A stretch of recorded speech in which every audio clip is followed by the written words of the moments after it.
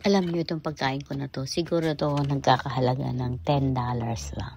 $10 lang, pero sa Philippine money yan malaki na rin yun, Magkano? 1, 2, 3, mga ₱500 mahigit o 600.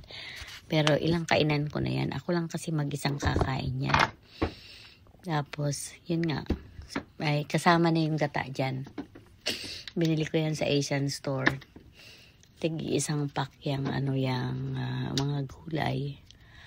Tapos yung hipon na hinalo ko diyan ay yung frozen. Kasi mas mahal yung fresh kaysa sa frozen. Pero good pa naman siya. Okay pa siya. So ayan, hiwa-hiwa, balat-balat lang muna. Ako lang yan mag-isa dyan pero bago ako magluto niyan, alam niyo pa, kahit na malamig ang panahon, bago ako nagluto niya, naka-open yung likod na pinto at saka yung side na pinto namin. Screen lang ang nakabukas kasi nga alam ko mga amoy na naman. Kaya pag nagluto ako, binubuksan ko yan kahit malamig, tapos ay bubuksan ko yung exhaust fan para pag dumating sila walang maamoy. Alam mo kasi pagka winter, kulob ang bahay.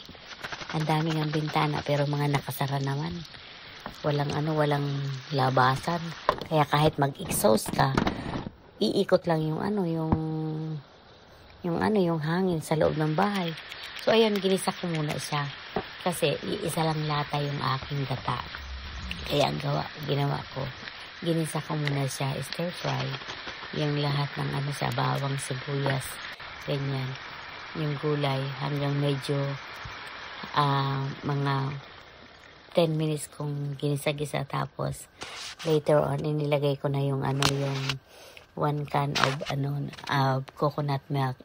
Make sure guys, when you cook ginataan, tapos nilagyan ko ng sili. When you cook vegetables with gata, pag medyo luto na, kaya dun sa gulay, pag unang gata, pangalawang gata meron. Kasi dun sa pangalawang gata mong ilalagay mo, huwag mo nang tatakpan ang iyong kaldero pa nagluto ka ng ginataan. Bakit? Para medyo mag-creamy yung sabaw niya. Kasi once na tinakpan mo yan, makukorta ang tawag dun sa Bicol.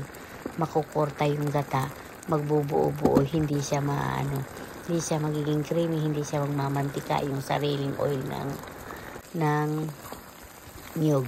Kaya hindi talaga ako nagtatakip, pinahayaan ko lang. Sa nakikita nyo, medyo creamy na siya. At ito nga, sa pinangako ko, sa November 1, hindi ako kakain ng kanin. So, ayan lang ang kinain ko.